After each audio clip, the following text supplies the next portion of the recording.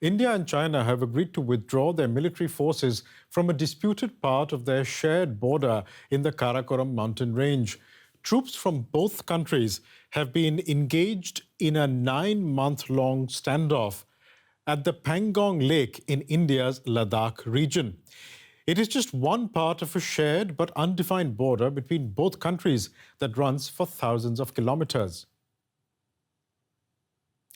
Now, trouble began last May after India accused Chinese troops of unilaterally entering Indian territory. Soon, both armies were facing off against each other at various points along the border. Tensions came to a head when 20 Indian soldiers died in a clash with Chinese troops at one of these points. Since then, both armies have steadily reinforced their positions and moved men and material to the border areas.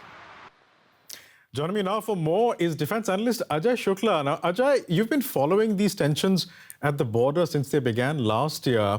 What have the two sides agreed to now? Well, there were synchronized announcements from Beijing on Wednesday and from Delhi on Thursday, saying basically the same thing, which is that there would be a disengagement of troops from either side in the vicinity of the Pangong Lake, which is a high-altitude lake in Ladakh. This is just one of the 4 places where the Chinese troops intruded into Indian claimed territory. That happened last April end. And since then, there have been varied levels of confrontation going on. The announcement takes place only in respect of the Pangong Lake. It is not quite clear yet whether there are implicit and understood announcements that there will, or agreements that there will be announcements in the future for disengagement in the other places. But for now, the Pangong Lake, which is one of the key areas where the troops were in contact, both sides are now disengaging and pulling back to agreed positions. Now, these tensions have been running for about 9 months now, and as you correctly point out, there's other points of tension as well. Should we assume then this is the beginning of the end of these tensions between both sides? Well, it would be tempting to assume that because, this has been going on for a very long time with high levels of tension between 2 nuclear-armed superpowers. But the truth is that there is no announcement yet about pullbacks in other positions. If it is something that the two sides have agreed would be done in a phased manner, and there is an agreement about it, that's welcome. But right now, there is no announcement yet.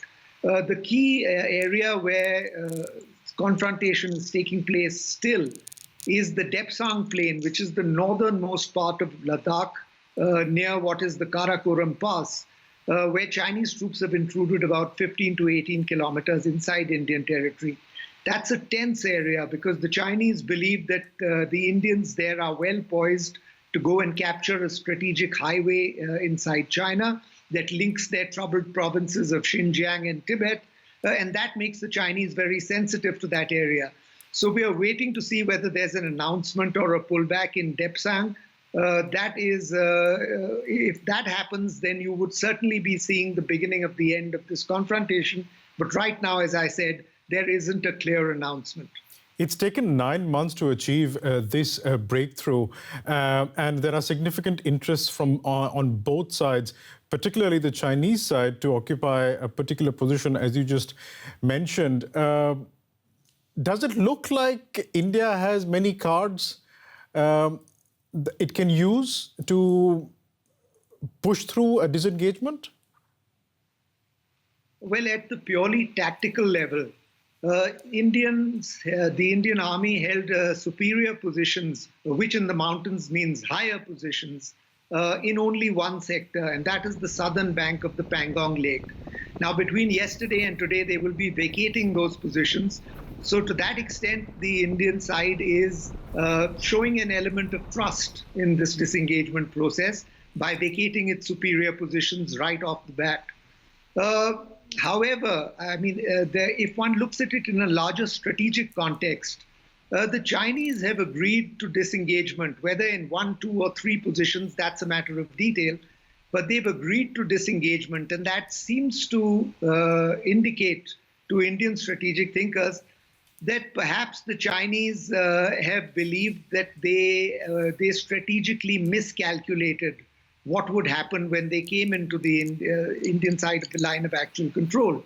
Perhaps they did not believe that the Indians would react so strongly, that they would hold their deployments right through winter, where the temperatures go down to minus 30 degrees centigrade. And the strength of the Indian reaction might have caused the Chinese to rethink their whole enterprise. That's what the hope certainly is, because the Indians have taken action against the Chinese at the economic level, at the diplomatic level, at the international military level, the strengthening of the Quad and so on, and that perhaps has caused the Chinese to rethink. So there's hope that the Chinese are re-evaluating their position. Right. Thanks very much for that, Ajay Shukla. Thank you so much for joining us. Thank you.